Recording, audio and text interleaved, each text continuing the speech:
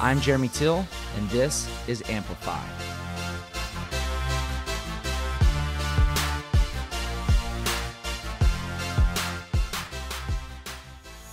Carey Kepler joining us again on the Amplify podcast, talking about goals, crushing them, and repeating. We get to dive in today into Carey's own practices in acquiring her goals and accomplishing them, and things that she teaches, but also how she applies them in her own life, and how you go to the CrossFit Games as a master's athlete, have children, run a business, and do it all while having intention. She's a champion in that, and she's going to give us set tools that she can help you set in your own life. So learning by example is powerful, and she lives the code. So let's watch and talk to Carey about this on the Amplify podcast. All right, guys, we're here in Austin, Texas with Carey Kepler. We're going to be talking about goals and vision and setting yourself up for a win in 2017. We're going to start the interview first off with asking Carey what was her biggest accomplishment that she's achieved in the area of entrepreneurship or sportsmanship in your lifetime. In my lifetime? Man, Jeremy, thank you. I think there's so many great things that I've achieved in my lifetime. But the greatest one was in 2011 when I had to prove myself as an athlete to go through regional and make my way back to the CrossFit Games. 2009, you got to just go into it. In 2010, I had an invitation back because I placed third in 2009. And in 2011, for me, it was kind of like, am I really good enough? I felt like I kind of slid my way in, and then I got first at regional and made it back to the CrossFit Games. So that was, that really stands out for me. Awesome. Cool. So the reason why I asked that question was kind of to back into kind of where we're going to talk about goals and setting. And so it's like thinking about that process of having achievement through going to the CrossFit Games in 09 and 10. And so like everybody, you know, well, they would already consider you successful in the sense of being a competitive athlete, but in your own mind, you had doubts. And so how did you really set yourself up to have the success that you had in 2011? And what were some key, indicators or factors that played into your success? One of the main key factors that no matter what I choose to do is exactly that choice in deciding that is exactly what I'm planning to accomplish. So I know that sometimes it doesn't always work out as planned, but you have to set the goal and boldly make the statement that I am going to go back to the CrossFit Games. And for me, it is confidence in that, setting that goal. And if I'm not 100% the confident at the beginning, it's a coach that's kind of speaking life over you that believes as well. And I think I surround myself with people that help me to become a believer. And so it is making that decision and boldly stating that I will achieve whatever that goal is. So it is a flip, just a switch that flips for me, and then I start taking the action steps necessary to accomplish the goal. Mm-hmm. And I know that there's three of y'all that all qualified for the CrossFit Games from your training group. Do you think that the three of y'all training together was a help? In 2011? Yes. I think that absolutely surrounding yourself with champions and people that are headed in the right direction actually absolutely makes a difference. Mm-hmm. And then past that event, I know you've done some longer endurance races. I think you did a 50-mile race. What about that one? Was that something that was easy for you to do? I wouldn't say like the actual race was not easy, but I, again, set out to accomplish a 50-mile race and complete it. That was my statement. And ultimately, the only way that I was not going to finish that is if they closed the race, because I didn't make one of the cutoff times.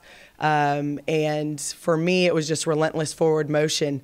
My husband taught that to me whenever he did Leadville.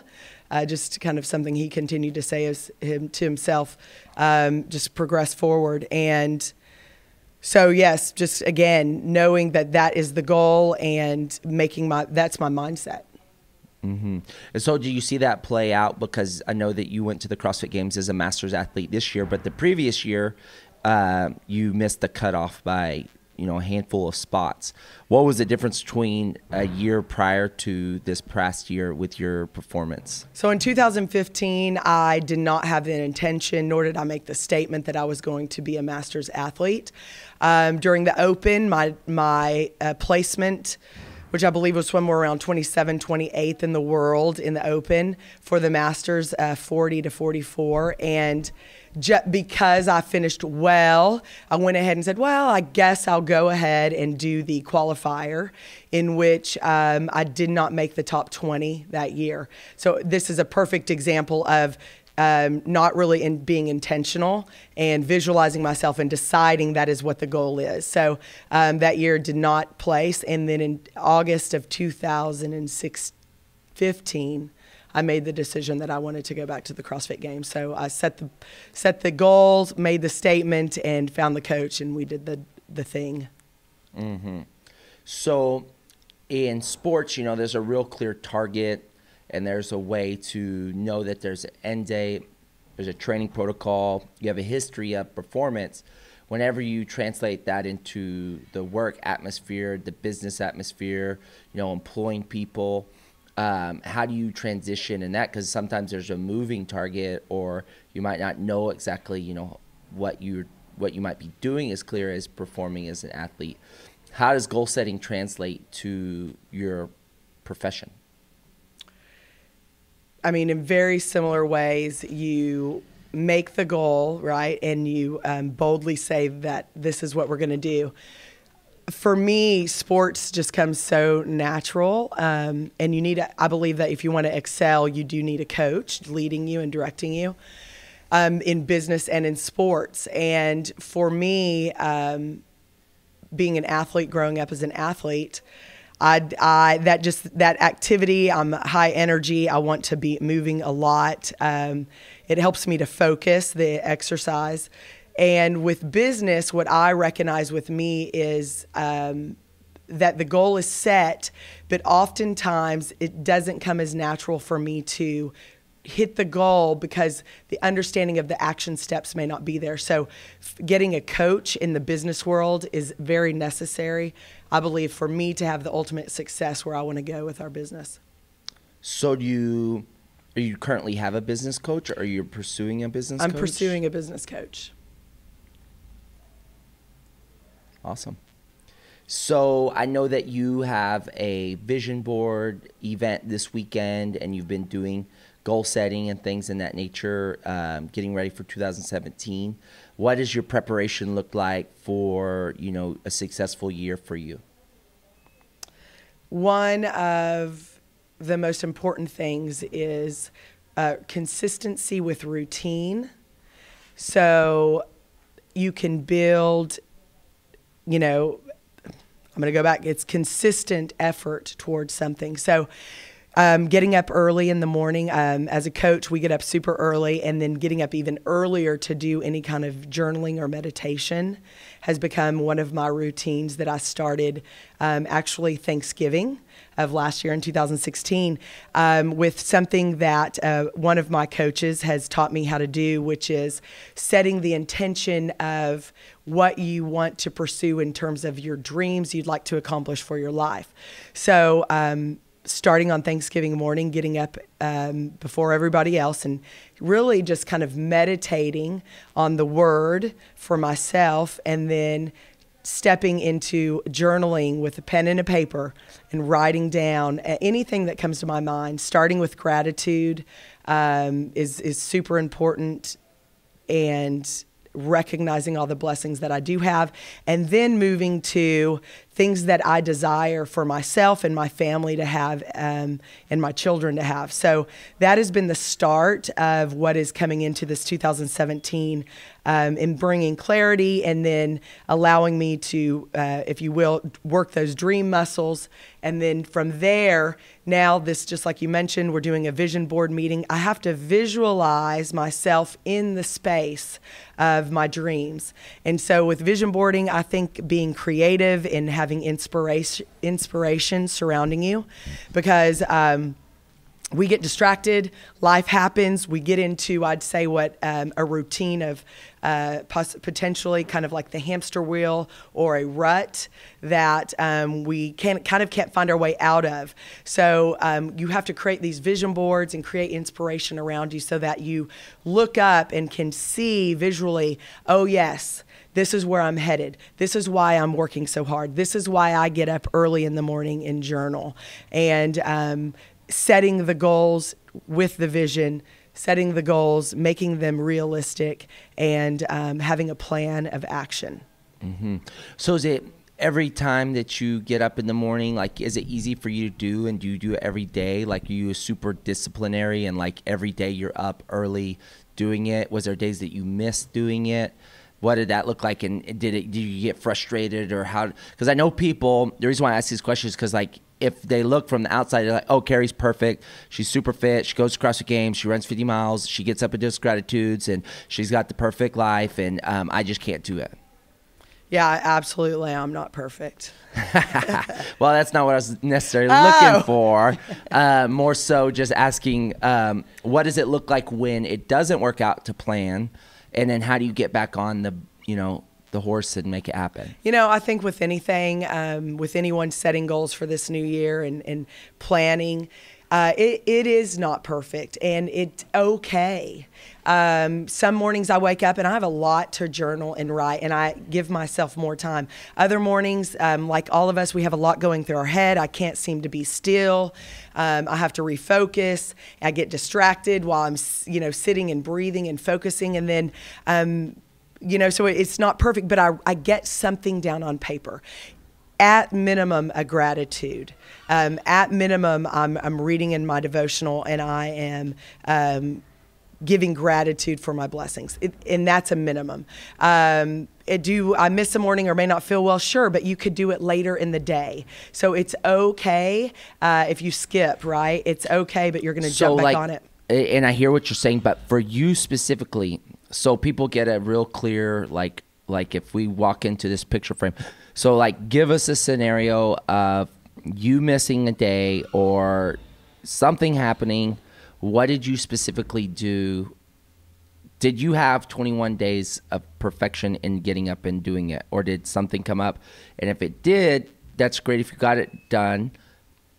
But if it didn't, what happened and what did you do?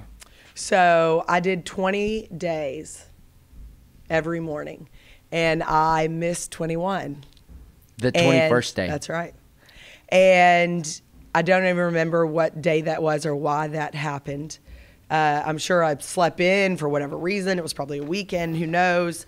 Probably had too much wine after the Christmas party, and then I just didn't wake up. But you know what I did do? The next day I got up, and it was day 22 for somebody, but it was my day 21 in my journal, and I wrote day 21, and I wrote in my journal. Yeah. Did you get upset about it or anything? I think there's a small amount of disappointment, like, oh man, or did I mess it up? And for me, and this is not always, but for this instance, I just said it was okay, and I got up and I said I'll do it tomorrow, and it was fine, and I did it. And it's people fall off their diet and they lose track, and they're like, well, since I messed up lunch, I'm going to mess up dinner, and then they get on this kind of downward spiral, and all of a sudden, 5 days later, they're like, man, I got to get back on the wagon. Or maybe it's a month later. What I've learned as long as I've been doing this is that I can fall off and immediately get back on. And I'm doing better at that. Immediate could be the next meal, immediate could be the next day, but my fall-offs are fewer and they're faster to get back on. Okay. And so I think that I heard you talk about kind of like reinventing yourself or kind of reconstructing yourself in the new year or in the future. Is that something that you were wanting to do? Yeah, I mentioned just that. I was like, man, I'm going to reinvent Carey Kepler, who is this new person coming into 2017. So I think a lot of people might have that thought or idea, but they don't know how to do it, which I don't know if there's an exact plan to do that. But what were your steps in taking action to kind of refresh or recreate yourself in the new year? You know, with that recreation, if you will, it's a lot of reflection and asking yourself why, and then what do you want? And you've got to get real clear on that. And I don't think it might come to you faster or slower, it just depends. But I think it's about reflection. So you must reflect on your life, the things that you've done, the accomplishments you've had, and then say, you know, what more is there for me? What do I want how do I want it to look different? What more do I want for me and my family and whatnot? And so from that reflection, it is a idea you conceptualize, visualize, and then take a pen to paper, write down what it looks like, sit with that. Change it if you want. If it's not working out, or a lot of people, we set this goal and then or this idea, and then we continue to not move towards it. And then I say, ask yourself why. Was it wrong? Was that just a moment you just felt that way? Or is it truly there and we really need to change some actions, some old actions, some old habits, and get rid of those and refresh them or renew them or completely change them and start with some new ways so that you can step into this new person you're becoming. And so you've said the word, you kind of got into it a little bit there about visualization. So like, what does visualization look like to you to practice that? Once that idea comes into your head, really spending a moment or moments or time on that.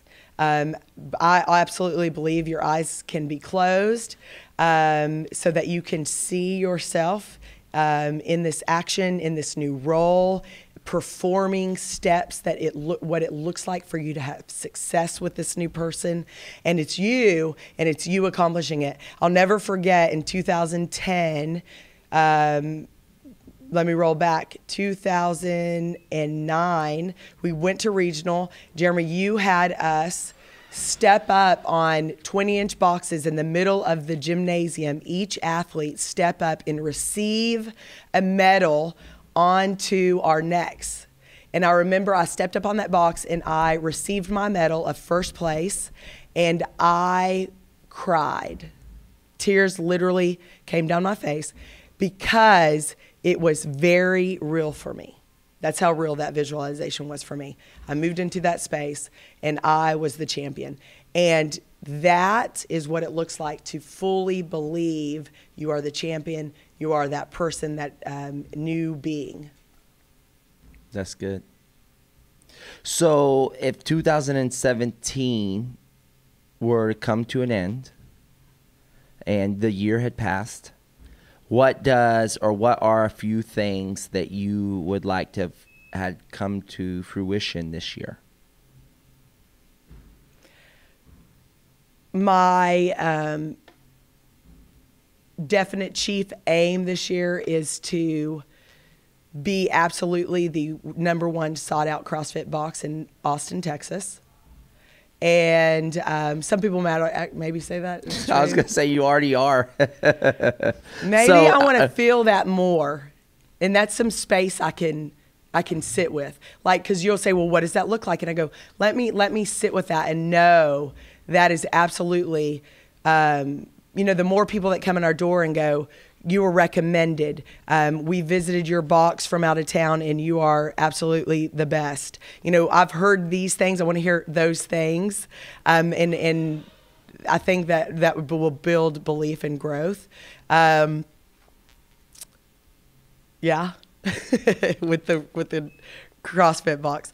One thing that I want to is on my achievement list is being in the Austin Women's Magazine as a woman entrepreneur in the ATX, that other women in the area are seeking me out as a championed business owner and a phenomenal leader of women.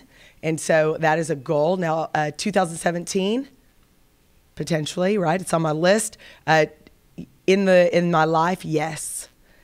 And so that is there as well. Well, I think your first goal is really insightful for people to get that. You know, you can get Austin's fittest, best CrossFit facility in Austin and have that. But I think what it kind of points to is that in your own mind's eye, you can get only better, and you want to get that on another level. So I think it's, staying hungry in the sense of that. Absolutely. And so that kind of brings me to this, I evaluated 2016 in the sense of, what it takes to be successful. I was thinking about this question: what is a posture of hungry? What does that look like to you? And we talk about physiology as you think about it. Tony Robbins is a big, speaker on, physiology and peak state. And I know you've been through Tony Robbins seminars and learning. And so when you really think about physiology and we think about it again in our mind, I did a lot of research on success, and I looked at, what success looks like, and I consistently came up with hungry. And hungry is a posture. And so I was like wondering what that looks like to people, because there's desperation, but then there's a hunger. And we know people that are hungry, and so if you start to think about who's hungry, what does that posture look like? Because out of that posture are actions, but not necessarily if you walk around. And I think of myself, I've watched people right now, their physiology as they walk through the grocery store, Whole Foods. I was watching the men laying asphalt at the gym, and who was the alpha of the group laying the asphalt, and he had a posture. So as I've kind of walked through that, what would you consider a posture of hungry? Absolutely. I mean, it's confidence. If the physical being is vibrant, rested, this goes back to the action of taking care of yourself, getting to bed on time for you. For me, it's sleeping 8 hours. For me, it is eating good food, drinking plenty of good water, and eating my greens, and exercising. So with that, I am extremely confident in my body. I'm proud in representing the best of health and wellness. And when I walk, I stand tall. You can see it in my smile. You see my eyes are open and bright. I am polished. This moves more into my appearance, not only in how I carry myself, but then what am I wearing? How put together am I? These could appear maybe material, or you might think it doesn't mean anything, but absolutely when you put on, I think, clothes that feel good, look good, compliment you, when you're sleeping, drinking water, eating greens, being healthy, your energy is up and your vibrancy is on a next level. People are attracted to that, and that's what I want to attract, right? Is champions, and I want to vibrate that to others, and hopefully attract them to come if they're desiring that for themselves. Okay. Did I answer that? You did in your own way. That's good. All right. Well, coming around to I guess the last few things I want to talk about is you're going to lead a vision board meeting this weekend, and everyone has kind of heard about vision boards or vision books and all that stuff. What is one or two experiences you've personally had with a vision board where you've cut out a picture and it has come into reality? So one thing I was talking about, a coach, John Henry McDonald, that I said, kind of got me started with the 21-day journaling starting on Thanksgiving. He also has an acronym, as if by magic, AIFM. And so with that vision board, it was probably over 15 years ago, I cut out a map of Australia. I cut it out. I put it in my vision book, so it really wasn't posted on a poster board. Put it in my vision book, and I carried that with me for years. And Rob Orlando invited me to go and do a strongman cert with him in Australia for 2 weeks, traveling with him around. And the cool thing about it was I cut the map out. I knew I was going. I wasn't sure why I would be there, who I would be traveling with, what it looked like, but I cut the map. And boom, I was traveling around with Rob Orlando doing strongman certs in Australia with the team for 2 weeks. What's crazy is which we know there's power behind being specific, as if I maybe would have cut that out, written my story, my dream trip to Australia, maybe with my husband, laying on the beach, relaxing, seeing the sights. Very different being specific and making something happen, right? Putting it out there, and then cutting something out and leaving it to chance. Still happened, looked different than maybe a dream trip to Australia if it looked different, right? So that's a great, perfect example. 3-4 years ago, maybe it was 4 now, Chris and I started to talk about specifically remodeling our home. That became very specific in my mind, so I started to vision board things I wanted my new home to look like.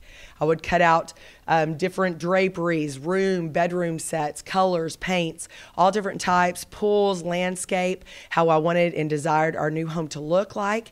At that time, wasn't sure when it was going to happen. We hadn't taken the steps to get the loan. We haven't met with the builder. We were drawing literally the add-on and remodel to our home, had yet to meet with an architect. And probably about 2 years later, Chris and I started the process. And now I can look back at those vision boards, look at our current home, a lot of similarities. Exact? No, but many things that I put on my vision board that I knew I wanted to be a part of my dream home remodel. And here we are with it. And I'm happy to say we've lived there for 6 months, and it's been a complete joy. All right, guys. Well, Amplify podcast, that was pretty extraordinary because we really dove into a lot of specifics on how to create your life. And that's the power of living in the 21st century. We have so many access points to creating reality through the science and technologies that are coming out today with vision boarding. The science now, there's so many people out there really studying and getting the brain feedback on how these things apply. I know that I can't think of the name. It'll come to me in 1 second, of the doctor that is, or one of the experts out there that is doing brain science, bringing some of the experts together to showcase how all of these things are working to conspire to help you to achieve, your best life and all those things. So this is moving out of, the idea that these work versus moving into the scientific backing of how this works in the brain and how, your psychology and physiology is attracting, certain aspects of your life into your life. And I think you're a great example of it. And so the more specific that you are, more likely you will draw those things into your life, hearing from Carey. So thank you so much for sharing. Absolutely. And, we always like to ask this: if someone wants to get in contact with you, what's the best way to access you via online? Online, Instagram is a great connection. Direct messaging on Facebook is next. And then you can always shoot me an email at careykepler@crossfitcentral.com. Perfect. All right, guys. Thank you so much.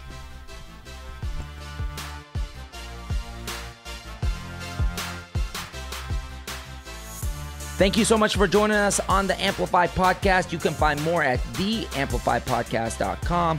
Our social links to Facebook, Twitter, and Instagram. Join us in conversation. Let us know what you're thinking and how we can best service you guys. We will see you again really soon.